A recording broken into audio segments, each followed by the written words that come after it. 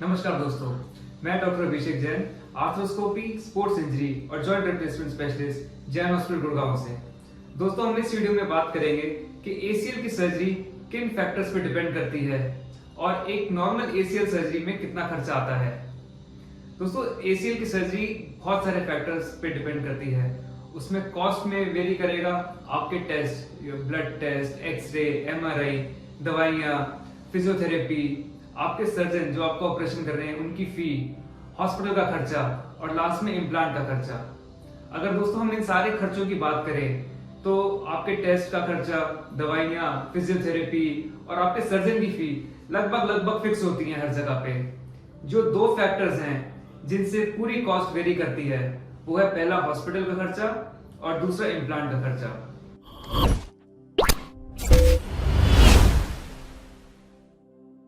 आप अपना ऑपरेशन या तो किसी गवर्नमेंट हॉस्पिटल या किसी प्राइवेट हॉस्पिटल या किसी बड़ा कॉर्पोरेट हॉस्पिटल में भी करवा सकते हैं। हर एक हॉस्पिटल में खर्चा अलग अलग आएगा। जितना बड़ा हॉस्पिटल उतना ज्यादा खर्चा आएगा। दूसरा, आप किस टाइप का रूम चूज करते हैं, general ward, semi private, private या डिलक्स, उसके हिसाब से भी आपका खर्चा बढ़ता रहता है।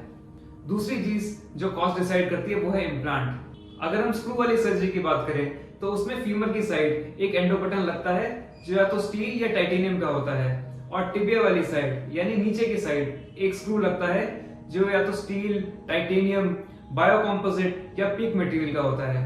दोस्तों, इन इम्प्लांट्स की कॉस्ट में बहुत वेरिएशन होती है। अगर हम एंडो बटन की बात करें तो एक इंडियन एंडो बटन जो या स्टील या टाइटेनियम का करीबन 2-4 हजार का आ जाता है। वही एक same endo button adjustable loop के साथ एक इंपोर्टेड कंपनी, अच्छी कंपनी का करीबन 20 से 40 हजार के बीच में आता है। स्क्रू की बात करें तो एक नॉर्मल टाइटेनियम इंडियन स्क्रू 2-4 हजार का आ जाता है। वही सेम स्क्रू बायोकॉम्पोजिट या पीक मटेरियल का अच्छी कंपनी का 15 से 20 हजार का आता है। तो दोस्तों, इम्प्लांट एक मेजर फैक्टर होता है आपकी सर्जरी की कॉस्ट डिसाइड करने के लिए। अगर हम दूसरी टेक्निक की बात करें, all inside ACL reconstruction with internal brace fibre tape. दोस्तों, इस टेक्निक में काफी ज्यादा इम्प्लांट यूज होते हैं जिसकी वजह से कॉस्ट बढ़ जाती है। सबसे पहली चीज, इसमें टनल बनाने के लिए एक स्पेशल इंस्ट्रूमेंट यूज होता है जिसको हम फ्लिप कटर बोलते हैं। ये डिस्पोजेबल होता है, एक बारी में एक ही ऑपरेशन में यूज हो पाता है। इस अकेले इंस्ट्रूमेंट की कॉस्ट ही करीबन 40 हजार होती है। इस ऑपरेशन में फीमर वाली साइड एक एडजस्टेबल लूप लगता है, उसकी कॉस्ट 30 से 40 हजार होती है। और इसमें टिबिया वाली साइड एक लूप और बटन लगते हैं जो दोनों मिलाकर 30 से 40 हजार के आते हैं। तो दोस्तों, ये सारी कॉस्ट ऐड होकर ऑल इनसाइड वाली टेक्निक ज्यादा महंगी पड़ती है। इसमें अगर हम इंटरनल ब्रेसिंग करें फाइबर टेप के साथ तो फाइबर टेप और फाइबर वायर की कॉस्ट भी ऐड हो जाती है। तो दोस्तों, अगर हम टोटल पैकेज की बात करें, अगर आप स्क्रू वाली सर्जरी करवाते हैं किसी मीडियम प्राइवेट हॉस्पिटल में तो टोटल पैकेज करीबन 80-90 हजार से लेकर 1.25 लाख 1.5 लाख तक हो जाता है। आपका पूरा ऑपरेशन का खर्चा इस बजट में हो जाएगा। अगर आप ये सेम ऑपरेशन किसी बड़े कॉर्पोरेट हॉस्पिटल में करवाते हैं तो पैकेज करीबन 1.25 से 2 लाख के बीच में आ जाता है। अगर हम ऑल इनसाइड एसीएल रिकंस्ट्रक्शन की बात करें with internal bracing fibre tape तो नॉर्मल प्राइवेट हॉस्पिटल में ये 1.5 से 2 लाख के बीच में आता है।